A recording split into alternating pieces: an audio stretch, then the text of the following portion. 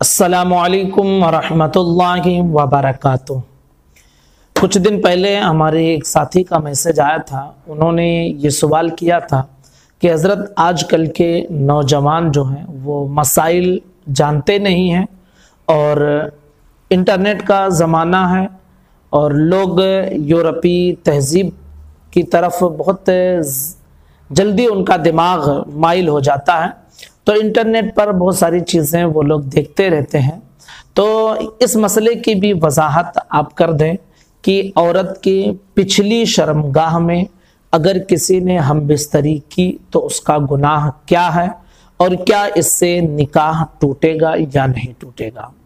تو آج کے اس ویڈیو میں ہم انشاءاللہ اس مسئلے کی وضاحت آپ کے سامنے پیش کریں گے۔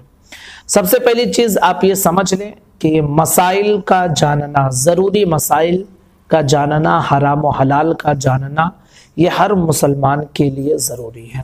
بہت سارے ہمارے ساتھی شرم اور عار کی وجہ سے نہ کسی سے ایسے مسائل پوچھتے ہیں اور نہ خود وہ مسئلہ جانتے ہیں اور زندگی بھر اس طرح کے گناہوں میں ملوث رہتے ہیں۔ تو اس لیے مسائل پوچھنے میں آپ شرمائیں نہیں، اپنے قریبی علماء سے، جو لوگ مسئلوں کو جانتے ہیں، ان سے آپ رابطہ کر کے ان سے مسئلوں کو آپ دریافت کر لیا کریں، یہ سب سے بہتر طریقہ ہے۔ اب سوال یہ پوچھا گیا ہے کہ اگر کسی نے اپنی بیوی کے پچھلی شرمگاہ میں یعنی پاخانہ کی جگہ میں اگر کسی نے صحبت کی، مباشرت کی، ہم بستری کی تو اس کا گناہ کیا ہے؟ نبی اکرم صلی اللہ تعالی علیہ وسلم کی احادیث مبارکہ میں اس کے حوالے سے سخت وعید آئی ہوئی ہے، قرآن مقدس میں بھی اس کے حوالے سے سخت وعیدیں موجود ہیں۔ اور پاخانے کی جگہ میں مباشرت کرنا، ہم بستری کرنا، یہ قوم لوط کا طریقہ تھا اور انہی کا شیوہ تھا۔ حضور صلی اللہ تعالی علیہ وسلم نے ارشاد فرمایا، لعن اللہ من عمل عمل قوم لوط، کہ اللہ تبارک و تعالیٰ کی لعنت ہے اس شخص پر، اس پر جو قوم لوط جیسا کام کرے، یعنی پیچھے کے مقام میں ہم بستری کرے۔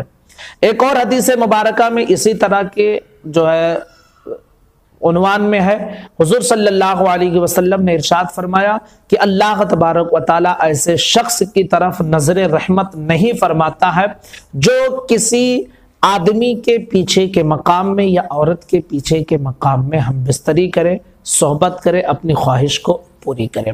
تو حدیث مبارکہ میں اس کے حوالے سے بہت سخت وعیدیں موجود ہیں اور یہ بالکل شرعاً ناجائز اور حرام کام ہے۔ قرآن مقدس میں اللہ تعالیٰ نے ارشاد فرمایا، نساؤکم حرث لکم فأتوا حرثکم انا شئتم، کہ تمہاری عورتیں تمہاری کھیتیاں ہیں تو تم اپنی کھیتی میں جس طرح چاہو آؤ۔